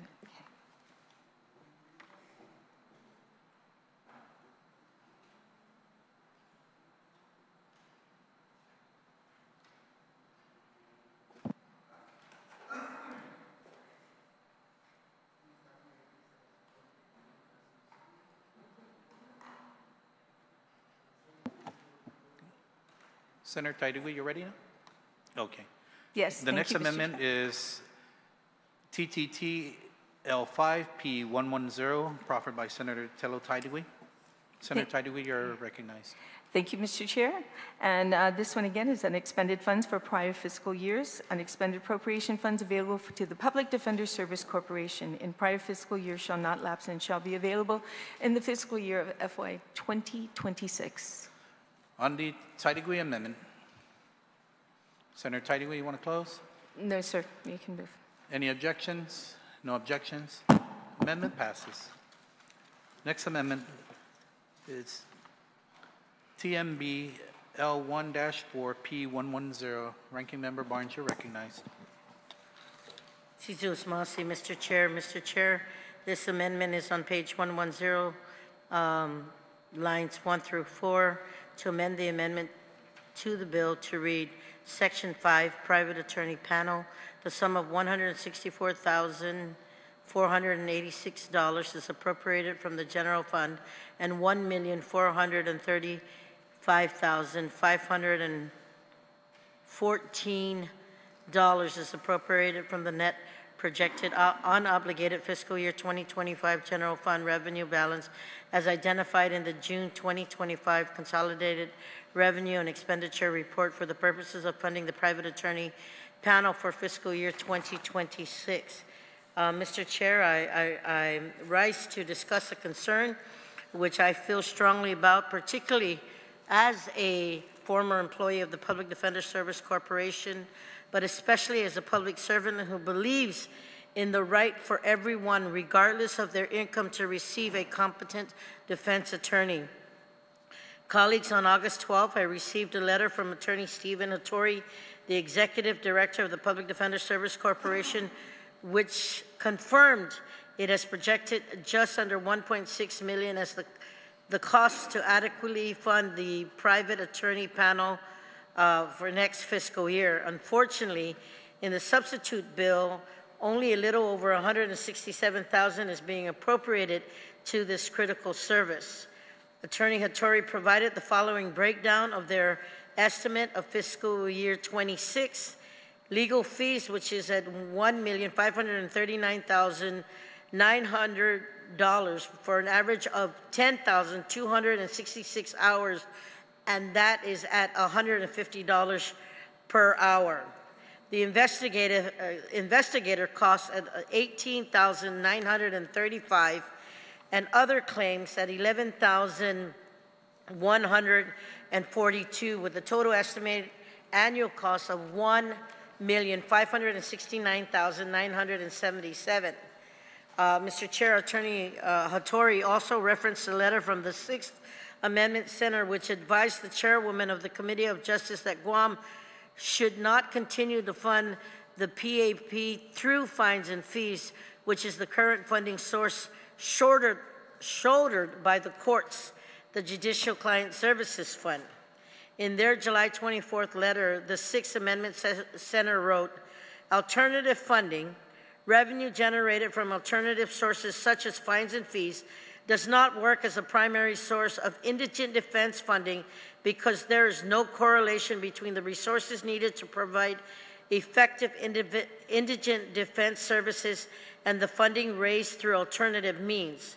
Alternative funding puts the defender system at risk because the amount raised in each year may fluctuate widely and actual revenues cannot be easily projected.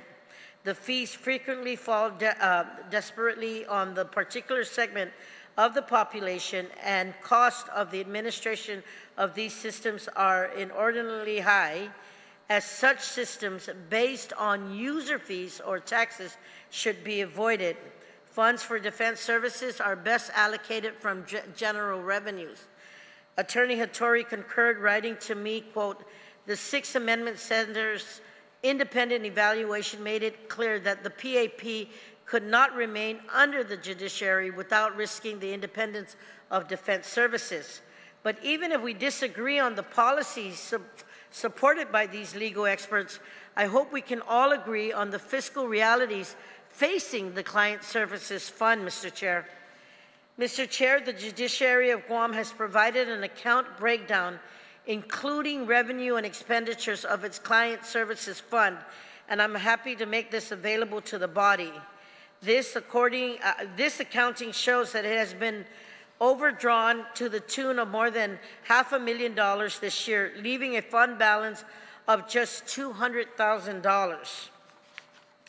This is because in addition to the private attorney panel, this fund, colleagues, provides other resources for indigent clients of the court, including forensic evaluations, transcription fees, external psychological services ordered by a judge. The Client Services Fund also pays for the operations of Erica's House and language assistance programs. And according to the Chief Justice Robert Torres, in a letter he wrote to me Mr. Chair, I yield my time to...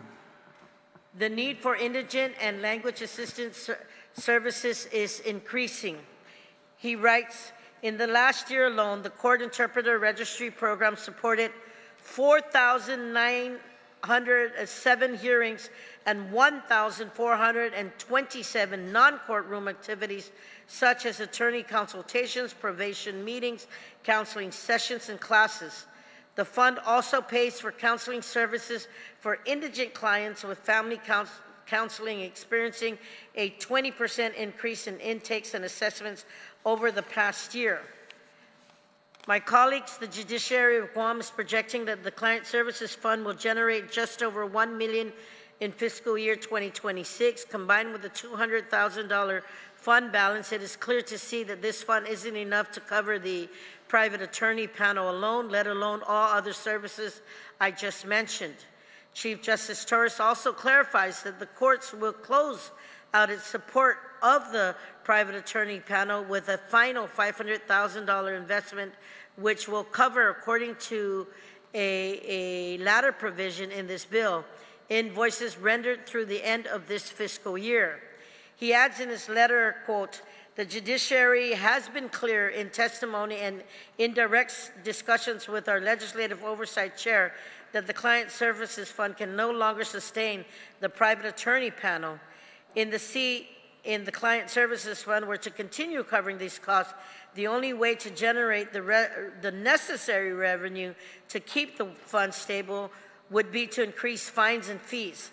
That will place the burden directly on the court patrons, raising costs for clearances and other services the public relies on daily. So with all of this in mind, Vice Speaker or Mr. Chair, I am proffering this amendment to the Public Defender Service Corporation budget, and it will read the language as I noted earlier, because this additional funding from fiscal year 25 excess revenue will provide a total of $1.6 million to the private attorney panel, and I hope I made my case to to this body clear, and I humbly ask my colleagues to protect this important constitutional right. And like I said earlier, Mr. Chair, it is literally crucial that the services for court-appointed attorneys to those who need legal representation is very key to making sure that their rights are carefully afforded to. So again, I humbly ask my clients to support this effort, and I hope you can support the same, Mr. Chair. I yield back to you and thank the good senator from Stairway to Heaven, Jigo, for his time to make my case on this amendment. Sijo Samasi. Thank you, Ranking Member Tina Rose William Barnes. On the Barnes Amendment, anyone wish to speak on the Barnes Amendment? Senator Talai, you're recognized, ma'am. Sijo Samasi, Mr. Chair. I agree with everything that the sponsor has said. However, it's very clear that the public defender's budget, even before this amendment, has already increased by $1.2 million from the FY2025. And so that amount should be able to cover this additional panel that they're taking on. I think and that's really it. You know, we had, and we're using, the amendment proposes to use FY2025, and I was trying to figure out why would we object to using FY25 revenues to fund GMH.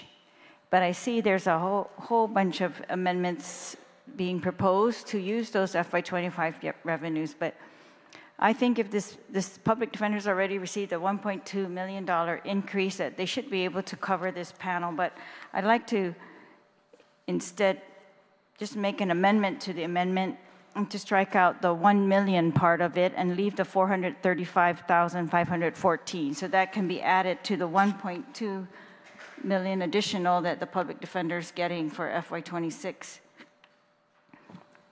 And that would be my amendment to the amendment, again, because of the amount that they were already receiving an increase. And as we've seen, as we went through all the line agencies, very, very few of them are receiving any increases over what's needed for retirement. Yeah, the increase for the public defender was only 421,837, not 1.2 million.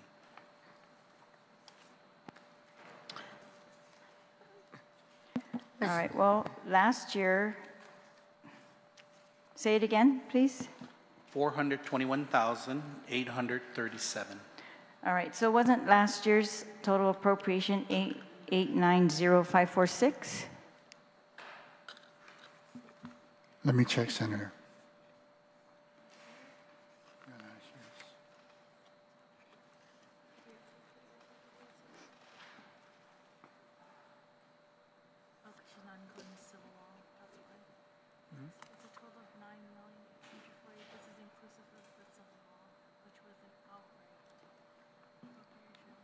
Yes, Senator, the appropriation last year was 9.8 million. 9.8 million. All right, on section 2? Yes. Okay, all right, thank you. Then I'm in error, and I will withdraw my objection to this amendment.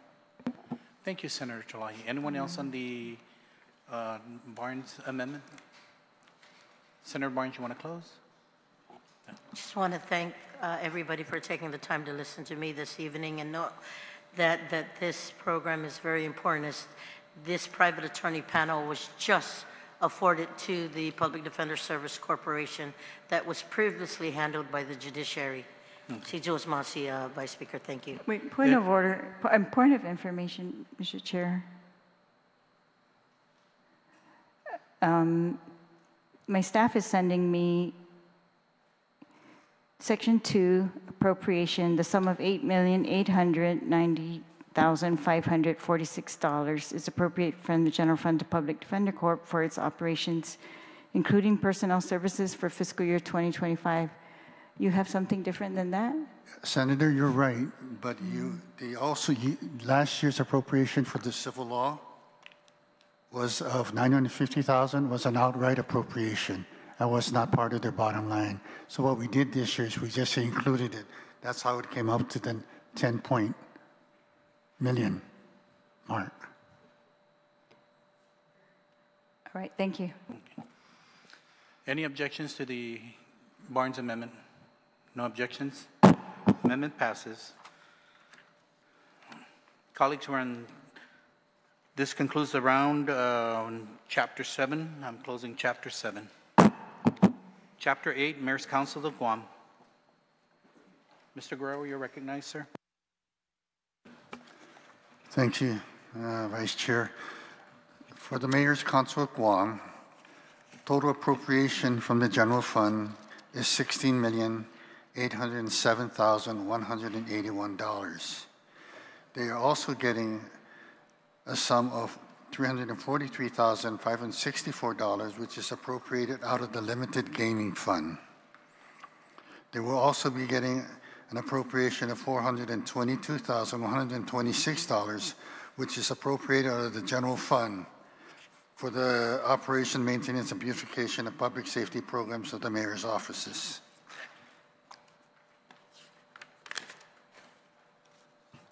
They would also be getting a $300,000 appropriation for the community host community host fund, which will fund basically ORDA and Inallahan, and that is for the landfill cleanup project. And they will also get a $1,500,000 appropriation from the Guam Environmental Protection Agency to the Mayor's Council for the island-wide cleanup program. And that is the appropriation for the Mayor's Council. Thank you, Mr. Guerrero. Round one, questions? Any? Senator Sinagasi. Mr. Chairman, I have two amendments, and if they could get a recess so they can pass it out. We're not in the amendments yet. We're just, you are on the comments yet. Round one of the discussions for the Mayor's Council of Guam. Senator Taitigui, you're recognized. Thank you, Mr. Chair. Mr. Chair, I do have a question to Steve with regards to the amount that we gave in FY25. What that amount was, what's the variance from the FY26 projected? Not projected, I'm sorry. The proposed FY26 budget, comparable variance between 25, and just on the general fund perspective, how much is that?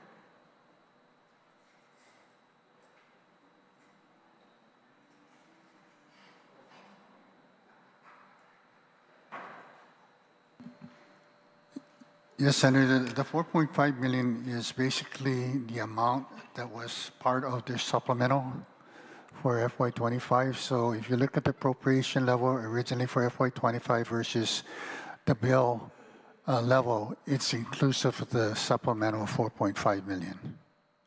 So you included the supplemental for this one. Is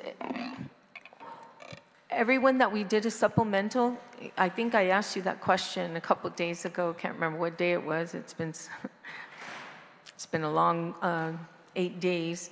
But you said that some you included the supplemental and calling it status quo, and others you didn't include a supplemental and you called it status quo. So why did you include the supplemental as a status quo? On this particular one, Senator, this basically was an appropriation made by the legislature to assist the Mayor's Council to cover their current operations. If we were to take this out of their FY26 budget requests, it would drop them down to $12 million, which would severely impact their operation. And what did they get in 25? What was their appropriation in 25? Give me a second.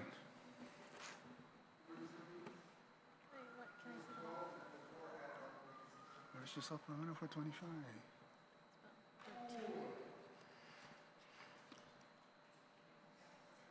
The total amount for the Mayor's Council for FY25 is 13.6 million. I'm sorry, say that again. 13.6 million. 13.6 million. So they got technically. But that includes all special funds, Senator. That includes special funds? Okay, no, I'm just talking about the general, just like how you did it on the FY26.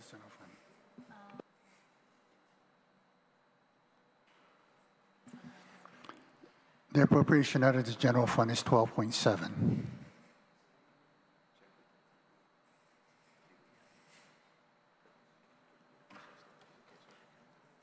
So they got a $4 million increase then from that, right? Okay. If you include, isn't that what they requested for too? Was it, what was the request? Because when they came to the public hearing, they were asking for, I think it was something like 10 or $12 million more? I believe they were requesting, I think, 4 more million above their current level of 25. 21 million. Or 21 million altogether. So. No, that's, if you just said 25. 25 was at 12.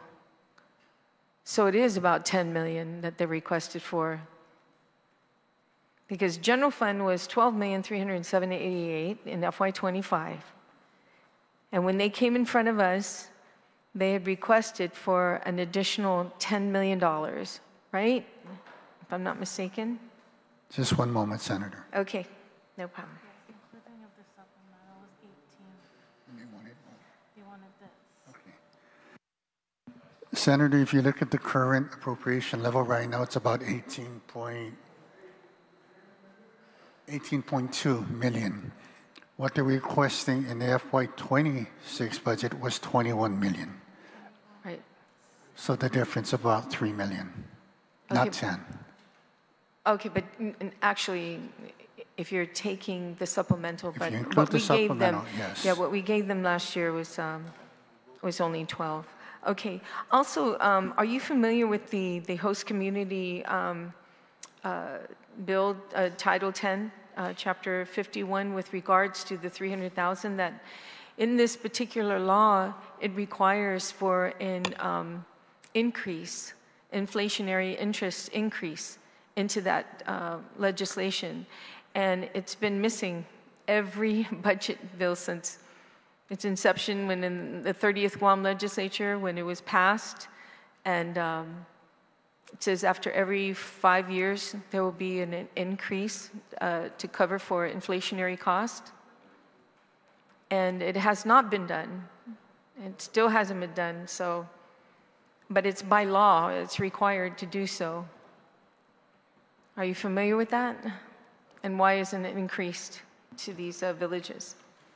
Yes, Senator. Since the beginning of the allocation of the host appropriation, gosh, many years ago, it always remained constant. It was never, the increase of, the 5% increase was never applied when we did the annual budget. It wasn't applied this year either. Yeah, why not? I mean, I wrote the bill in the 30th Guam Legislature, and it passed, and I ensured that this amount would go up, and every year you guys are not, or you guys are failing to comply by the law. I mean, I didn't even see a notwithstanding in here for you not to do it.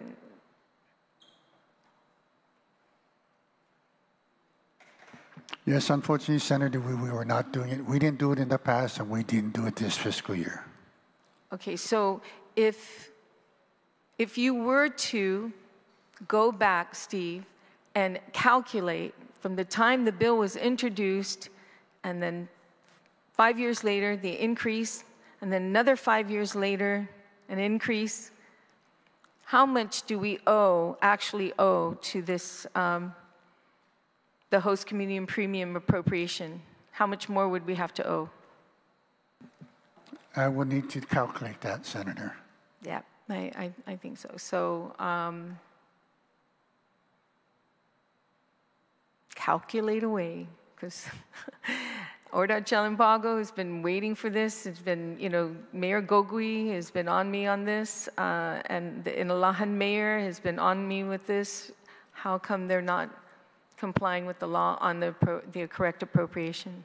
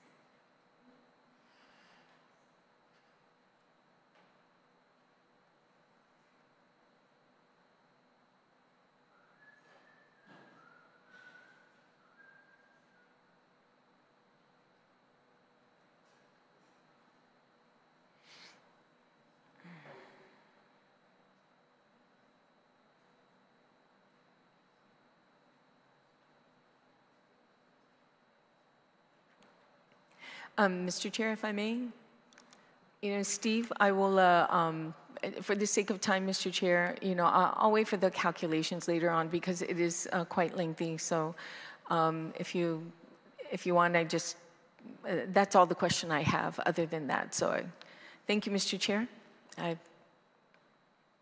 I yield my time. Thank you. I'll get it later from him. I know we're pressed for time, so.